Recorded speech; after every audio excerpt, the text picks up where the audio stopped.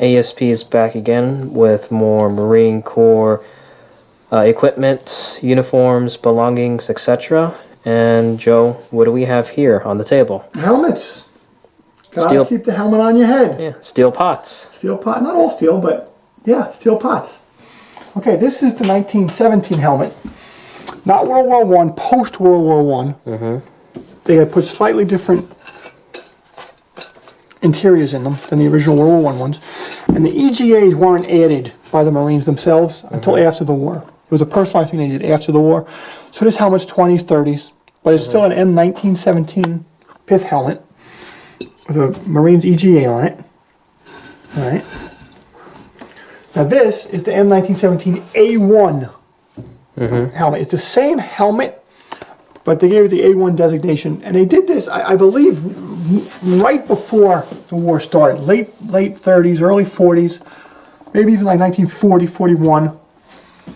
The suspension system is not in great shape. The leather string came loose, but it's all there. All right. You can tell an A1 helmet by two ways.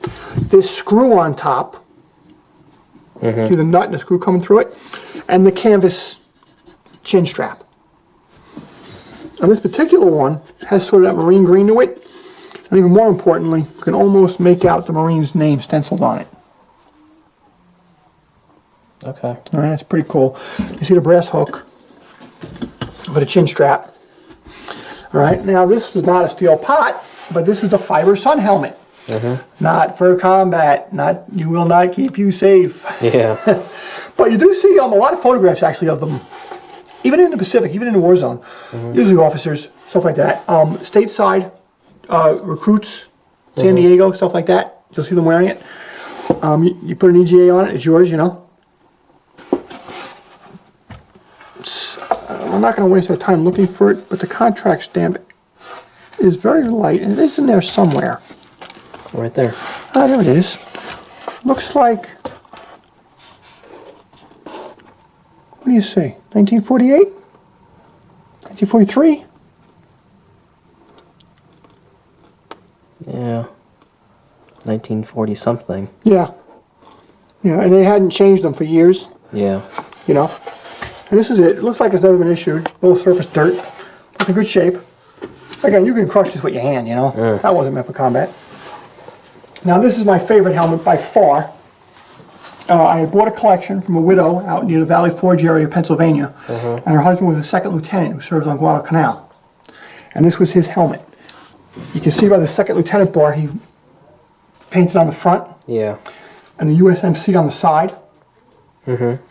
It's a fixed, what's called a fixed, I'm not going to take this apart, it's too delicate. It's what's called a fixed bail helmet, meaning the metal hook that the canvas strap went to did not swivel.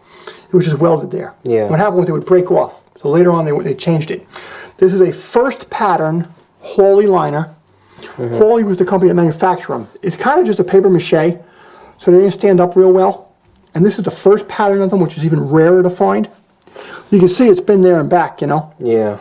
The easiest way to tell a pattern 1 from a pattern 2 is the leather chin strap for the inner liner.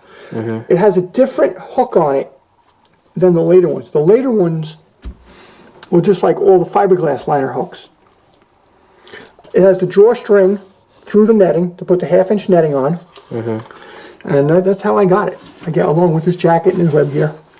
That's a really cool piece. Now this is also a fixed bail helmet with the second pattern Hawley liner. Okay. And again, there's the difference. You can see the later war. Yeah. All right.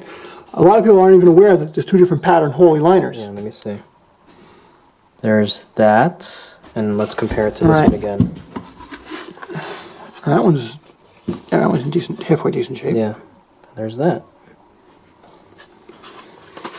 Now, all steel, the Marines did not manufacture or contract out their own steel pots. They got them all from the Army. All the steel pots were the same. But when they get personalized like these two are, you know the Marines. We can see the Marine's name right across the front. And we can kind of make out maybe corporal or sergeant chevrons above it. What do you think? Yeah. Maybe? A little bit. A little bit, right? Like you see, they still had brass hooks on them early in the war. I need to clean that up a little bit, don't I? All right. Yeah. So that's a cool piece. All right, this is not a specific Navy piece, Marine piece. It's a Navy piece. The 2-inch white circular discs meant naval personnel. Okay. Most notably, Navy corpsmen. You see them in the Gilbert Islands, Tarawa, the Marshall Islands, the Navy beach battalions, and the corpsmen serving on, in the beach battalions.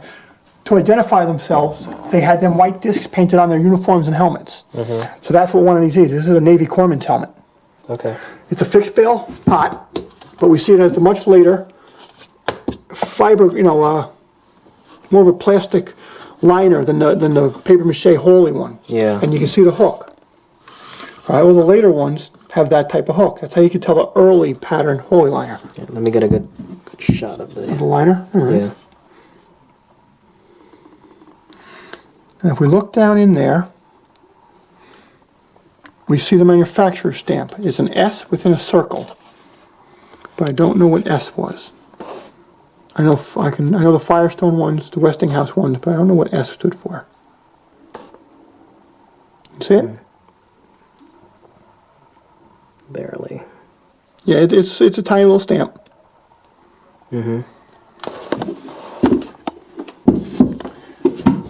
There's another fixed bail helmet. When you collect the World War II, if it's a fixed bail pot, you know it's World War II. When they went to the swivel bail, there were World War II ones, but there were also post-war ones. This is a fixed bail helmet with a pattern 1 Marine Corps helmet cover, totally reversible. This is the tan side out. We see one version of the goggles with several different goggle designs. Now we look down in there, the Firestone Tire Company, the shield with the F in it, you can see it down in there. The Firestone made liner.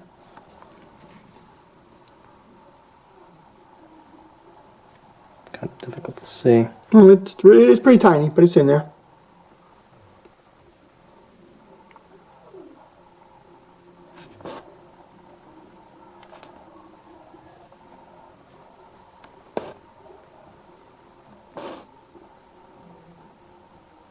Okay. All right, and we can see they got away from the brass, a little bit more of the white metal on the clips, but later in the war. All right, but it's still an early war steel pot because it's the fixed bail. Okay. All right. Then, this is a later war one.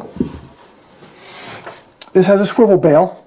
We'll show it in a minute. This is the second pattern helmet cover with the foliage slits in it, so you could actually stick branches in it. And this one I have on the green side out.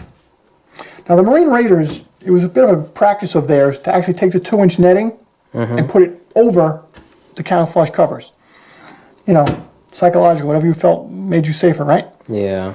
And there's another variation of the goggles. Look who made them. Polaroid? Yep, Polaroid. You'll find a lot of major manufacturers that we don't know today that made little things back during the war. A lot of them. And Polaroid is one of them. All right. We see, again, the brass is gone, right? It's almost more of a green, less of a khaki color. Yeah. All right. We see the swivel bail. Here's the bail. See how it swivels? Yeah. Okay. And again, this is another S stamped liner. Oh, I have one other helmet to show. Trying to get at this. Good lighting. Trying to get good lighting. Right?